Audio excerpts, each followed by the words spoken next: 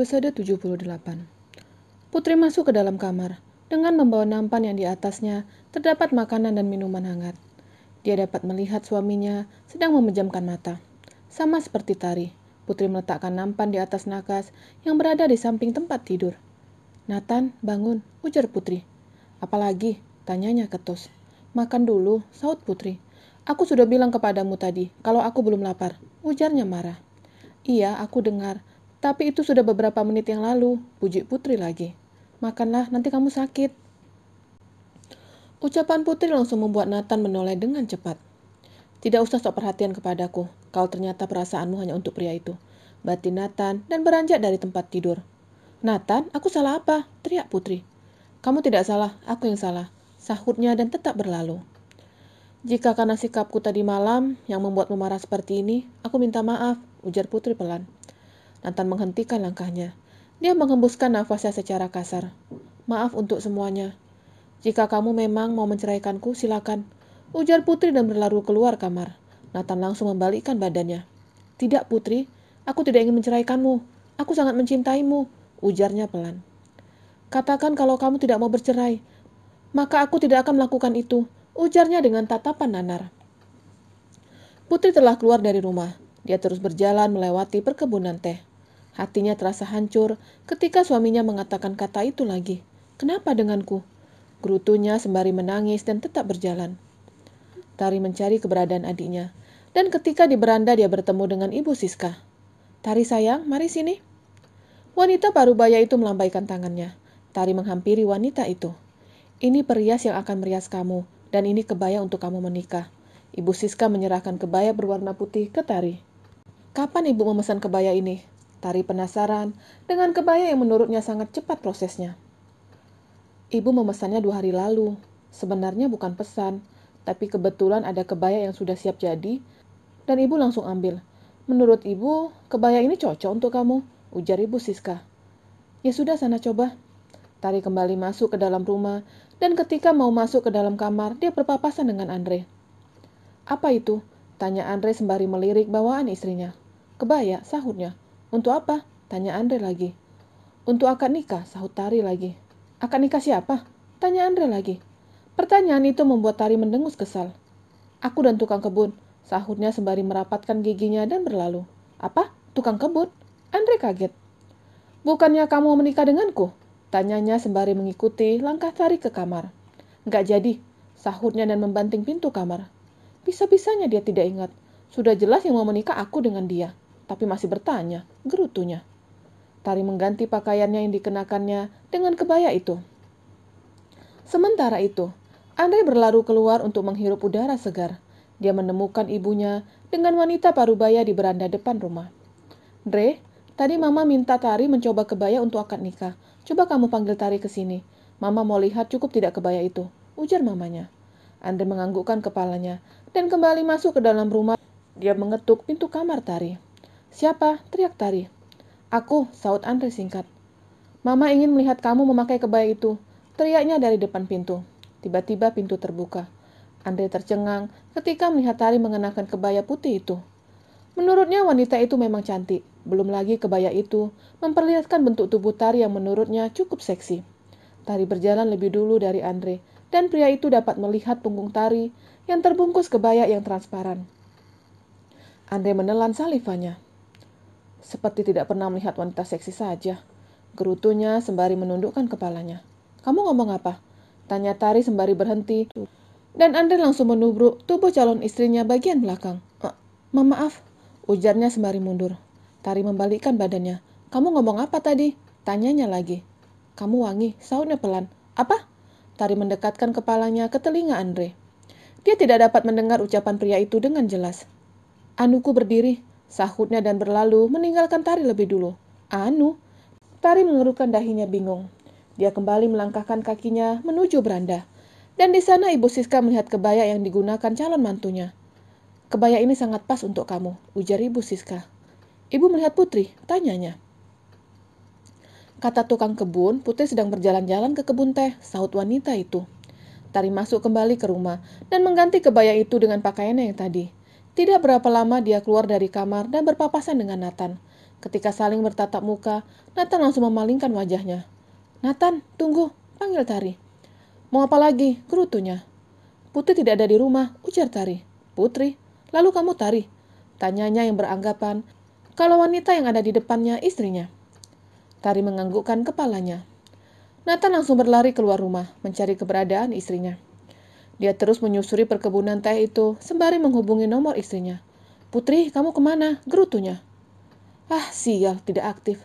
Nathan kembali memasukkan ponselnya di saku. Dia terus menyusuri perkebunan teh itu, sembari bertanya kepada pekerja yang sedang memetik daun teh. "Kalau tidak salah, Mbak itu berjalan ke arah sana," ujar wanita yang sedang memetik daun teh. Nathan mengikuti petunjuk dari wanita itu. Dia terus berjalan mencari keberadaan istrinya.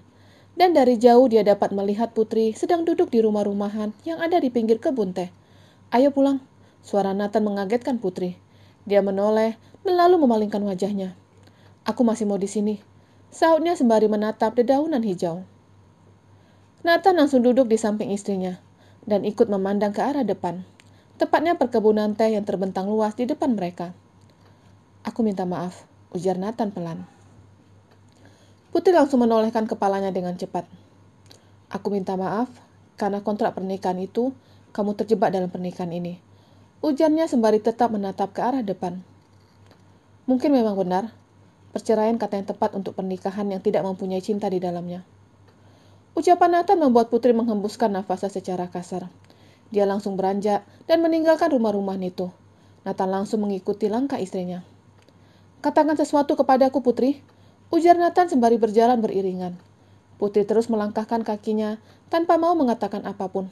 "Putri," Nathan menarik lengan istrinya. "Katakan kepadaku," ujarnya berharap istrinya mengatakan kata tidak. "Jika kamu mau menceraikanku, silakan.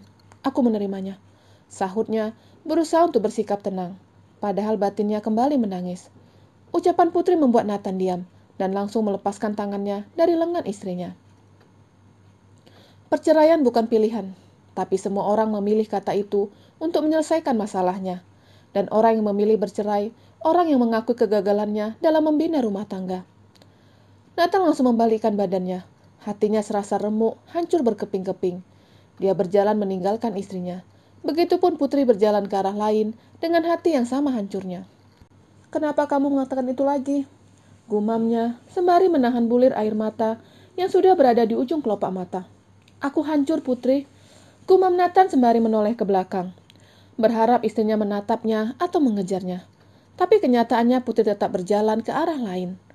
Dan Nathan kembali berjalan dengan perasaannya yang hancur.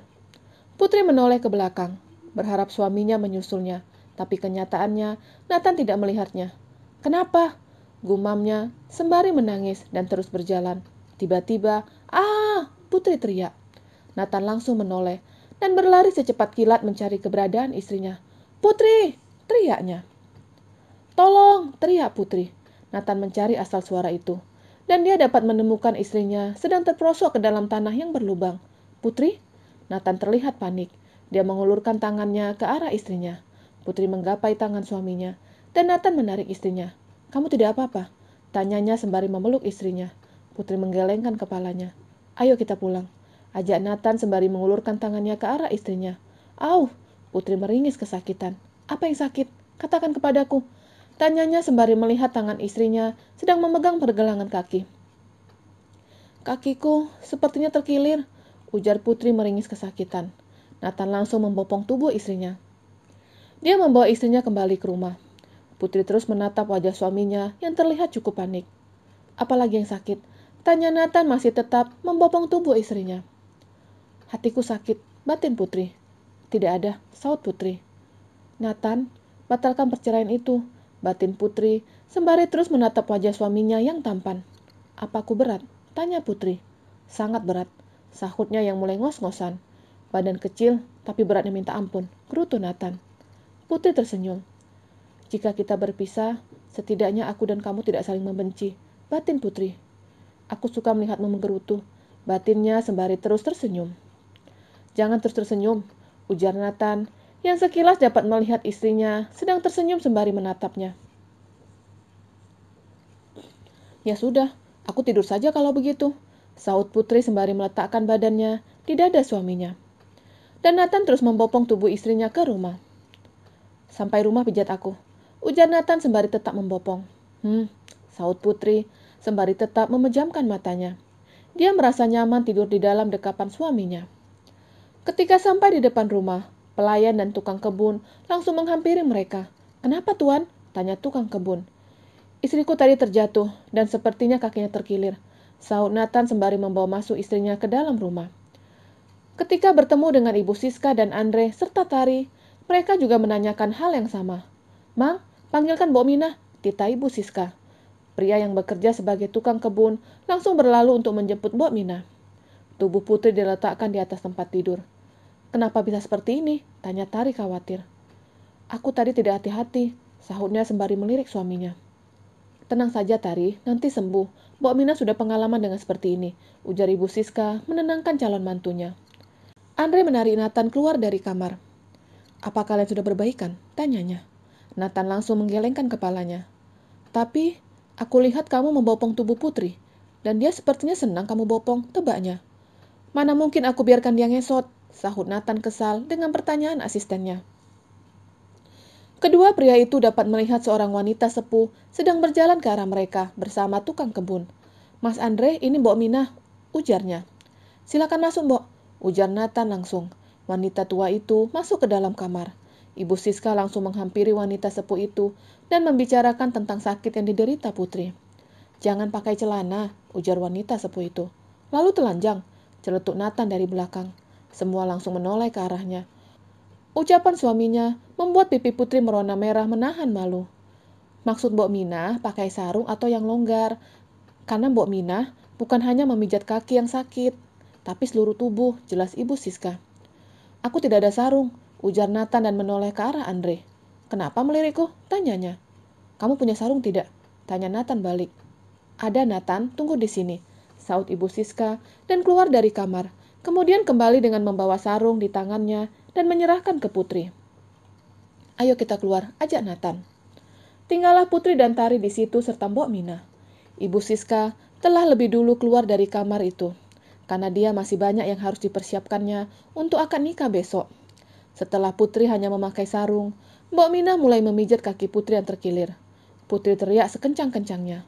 Nathan yang berada di depan pintu terlihat khawatir. Dia terus mondar-mandir di depan kamar, sembari menatap pintu kamar yang tertutup. "Tenanglah," ujar Andre. Beberapa kali Putri teriak, tapi setelah itu tidak terdengar suara teriakan lagi. Mbok Minah mulai memijat tubuh Putri. Dan ketika tangannya mulai memegang perut, wanita sepuh itu berhenti.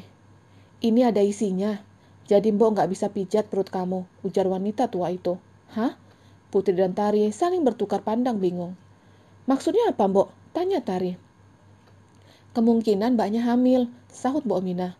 Ucapan Mbok Minah membuat Tari teriak kencang. Kedua pria yang ada di depan pintu bingung. "Kenapa Tari yang teriak? Apa dia terkilir juga?" tanya Nathan. Bersambung.